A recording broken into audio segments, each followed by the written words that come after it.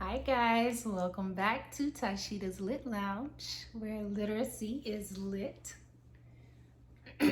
And we are continuing Junie B. Jones, Jingle Bells, Batman, Smells, P.S.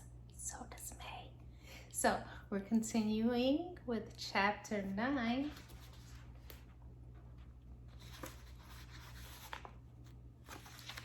Chapter 9, the bestest gifts.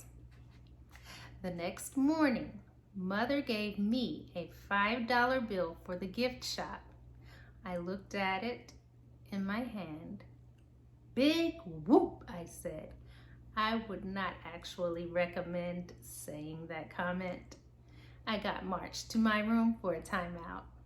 While I was there, I unzipped my backpack and I checked on my coal. It was still safe and sound in its plastic bag. After that, I got the $5 Grandpa Miller gave me, and I added it to Mother's money, and I hid all of my dollars in the bottom of my shoe. Hiding money in your shoe is a good way to keep it safe from pickpocket people. I saw that on the Travel Channel, but I must have done something wrong, I think, on account of my dollars got very wadded up at the end of my sock and they pressed against my little piggy toe. That's how come when I got to room 1, I took off my shoe and I rubbed my toe all better. May looked over at me. She made a face and held her nose.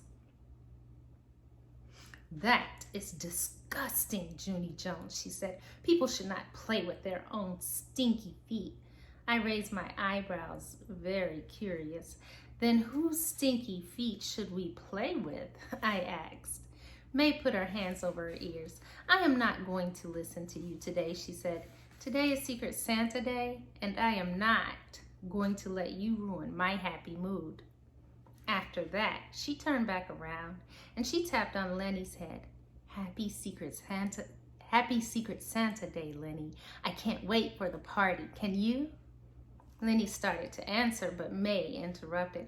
I dressed all in red and green today. She said, see my socks? One is red and one is green. See? Lenny stared at her feet. When my grandfather does that, we make him go back and change, he said. May did a giggle. But I did it on purpose, Lenny, she said. See the ribbons on my braids? One is red and one is green, just like my socks. And see, my sweater's green and my dress is red. She stood up and turned around. This is how everyone should dress on Secret Santa Day, she said. Every time I think about our party, it makes my skin prickle. Want to see? She closed her eyes for a second. Then she did a little quiver. Woo, I felt it, she said. I felt my skin prickle again. Lenny stared at her. I stared at her too, because I never actually saw her happy before. You are acting like a nut, I said.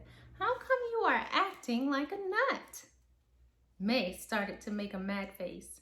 Then, very quick, she smiled again. Ha! See that, Junie Jones? See how fast I smiled? Even if you call me names, you still can't ruin my happy mood today. I made the cuckoo sound at her.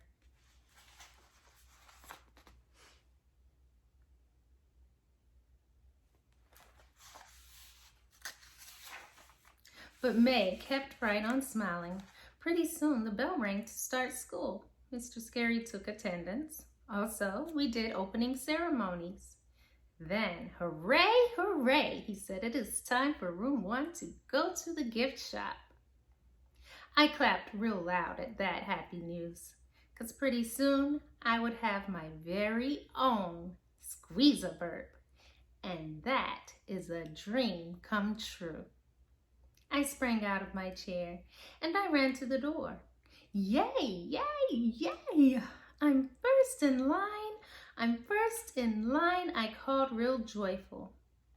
Then I jumped up and down and I twirled all around Plus also I skipped to and fro.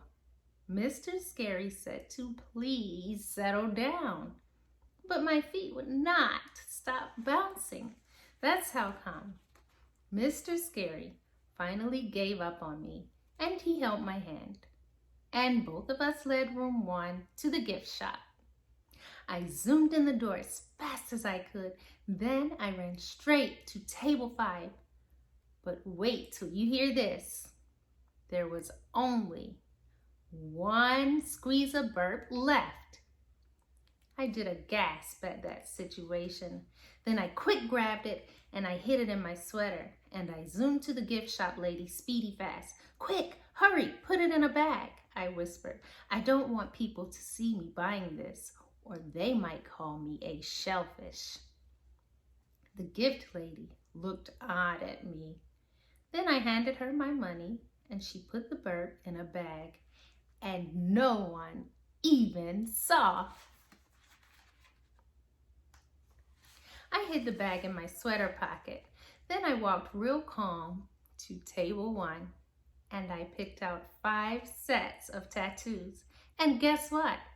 Everyone in my family got their own special kind, because Grandpa Miller got dinosaurs, and Mother got dragons, and Daddy got pirates, and Ollie got kitty cats, and my Grandma Helen Miller got the nice variety of swamp animals. She will love these things, I said. There's a swamp animal to match every occasion. After that, I skipped to the gift lady, and I gave her the rest of my money. She put them in my same bag. I smiled when I looked in there. These are the bestest gifts I ever bought, I told her. The gift lady nodded. Yes, she said, tattoos and a belch. Your family will be delighted. I did a happy giggle. Then I ran to the door of the gift shop and I lined up to go back to room 1. I'm all done, people. I'm all done with my shopping, I called out. May walked by me.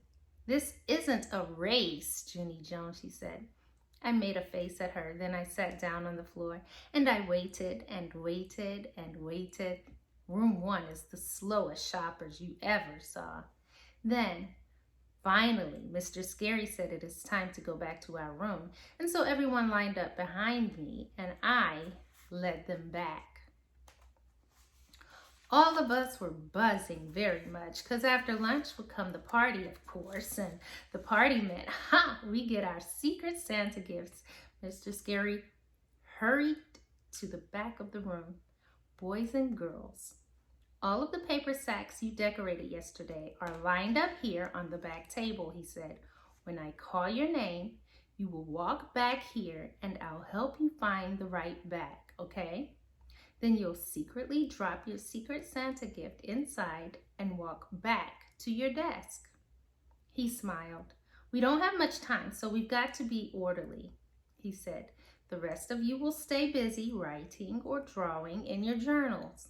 And remember, no peeking. He called Lucille's name first. She skipped to the front of the room and did a twirl. This is just in case anyone missed seeing my expensive party dress today, she said. Then she skipped to the back of the room with her gift shop bag. I looked over at May. She was getting out her journal and not paying attention to me. Very sneaky, I reached my hand in my backpack and I pulled out the baggie with her coal inside. Then I bent over very secret and I dropped the coal in my gift shop bag. The plastic made a crinkle sound. May turned her head to see. I smiled. She was too late. The coal was ready to go. And that is the end of chapter 9.